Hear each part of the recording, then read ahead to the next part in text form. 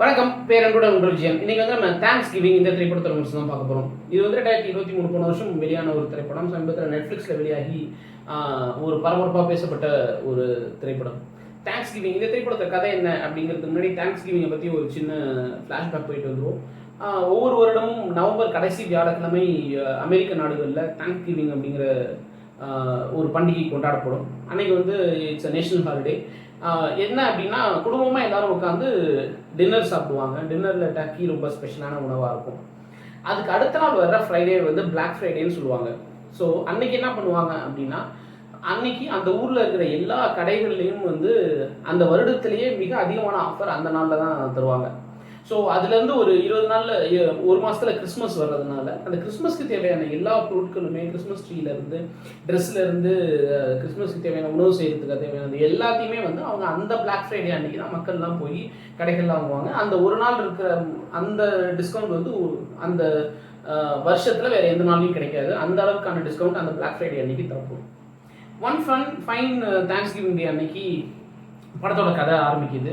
என்னென்னா, அன்னைக்கு நைட்டு ஒரு டிபார்ட்மெண்டல் ஸ்டோரு அடுத்த நாள் ஓப்பன் பண்ணுறதுக்கு முன்னாடி நம்ம முதல் நாளே ஓப்பன் பண்ணுன்னா நல்ல பேர் வரும் அப்படின்ட்டு முதல் நாள் நைட்டு தேங்க்ஸ் கிவிங் டே அன்னைக்கு நைட்டே வந்து வியாழக்கிழமை நைட்டே வந்து ஓப்பன் அப்படின்னு அறிவிச்சிடுறாங்க.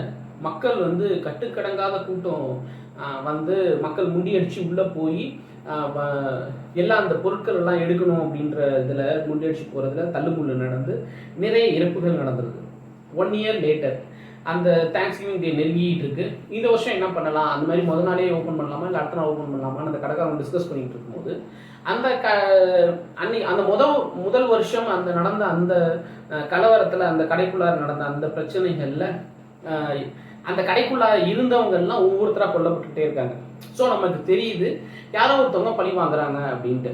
ஸோ போலீஸும் அந்த கோணத்தில் தான் தேடுது. ஒவ்வொருத்தரையாக விசாரிச்சுக்கிட்டே போகும்போது ஒவ்வொருத்தரையாக இறந்துக்கிட்டே இருக்காங்க. கடைசியாக யார் கொலை பண்ணுறா, யாரோருக்காக பழி வாங்குறாங்க அப்படிங்கிறதான் படத்துடைய கதை.